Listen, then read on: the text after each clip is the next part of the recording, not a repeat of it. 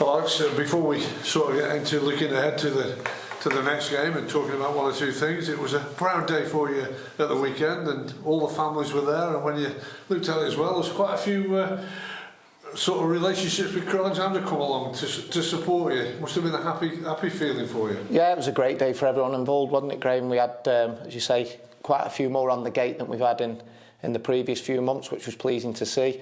Some old faces coming back to support the club, and some ex-players as well that came along and said hello to us all. So it was a good day all round in that sense, and you know that positivity now has got to be channelled into the final 3 games of the season so that we can continue the momentum that's been built in that game against Wimbledon. So what did you learn? I learned that the players, when given a framework and given roles and responsibilities that they're comfortable with, can perform to the levels that we expect and hope, and the outcome was that for 90 minutes on Saturday they performed in all sorts of different ways, with and without the ball. They were strong mentally, showed a good mentality obviously to respond to the setback that we had going a goal down. So they've shown that they've got all sorts of tools in their armoury to ensure that we can cope against all different levels of opposition, and hopefully that will play out in the remaining games.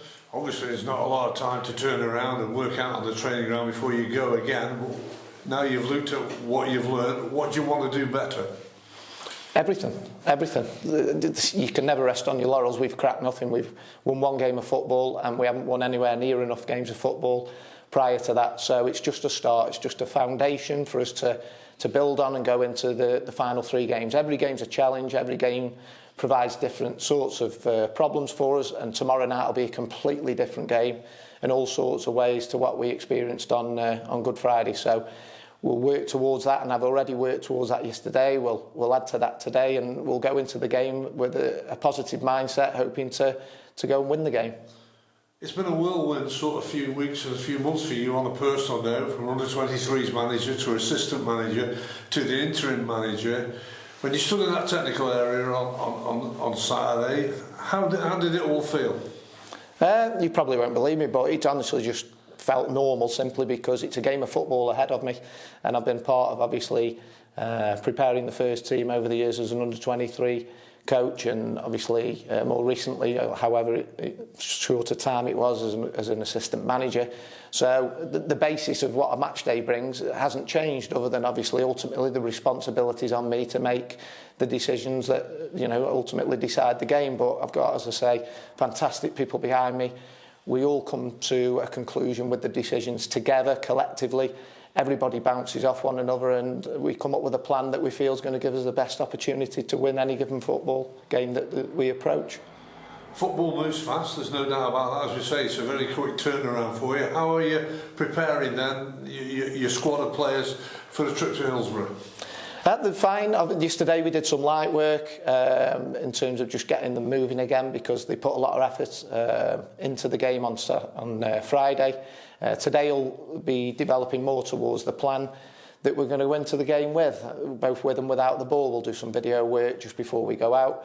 We'll then reiterate and reinforce what we've done outside back in here with a little bit more video work, so that the players can link what we did outside to what the opposition will provide in terms of problems for us. And then we move into the game tomorrow, go up there around about 1:30, have a pre-match, and then arrive at the stadium a couple of hours before, and away we go again.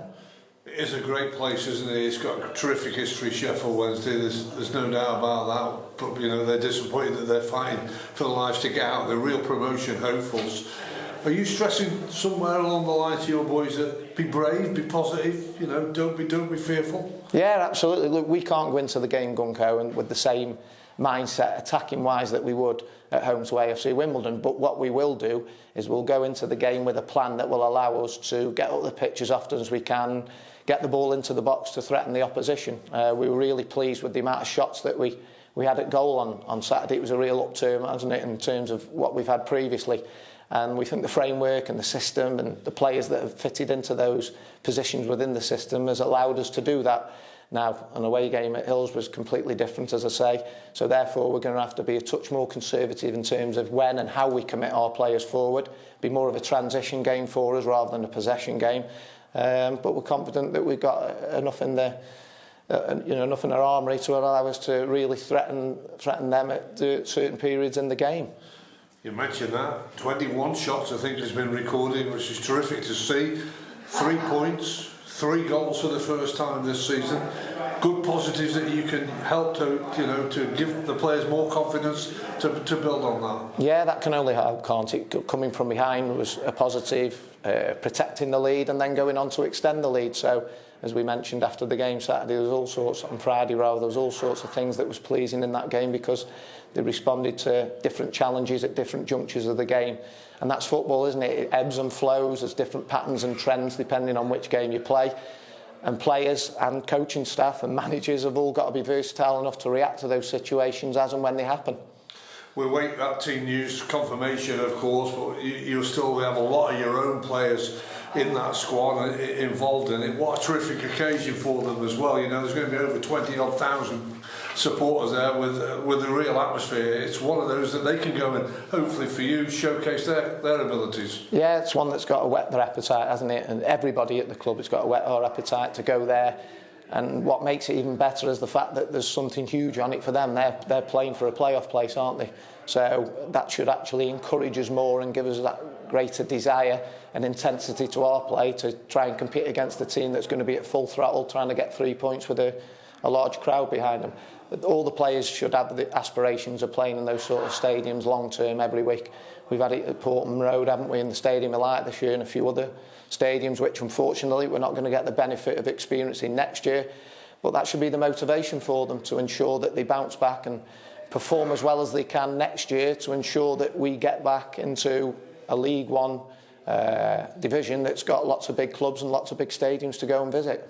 When you win a game, are you always, I know it's early days for you, is the man right at the forefront of picking a team, but when you win a game, are you one of those who also consider everybody else before your team selection's finalised?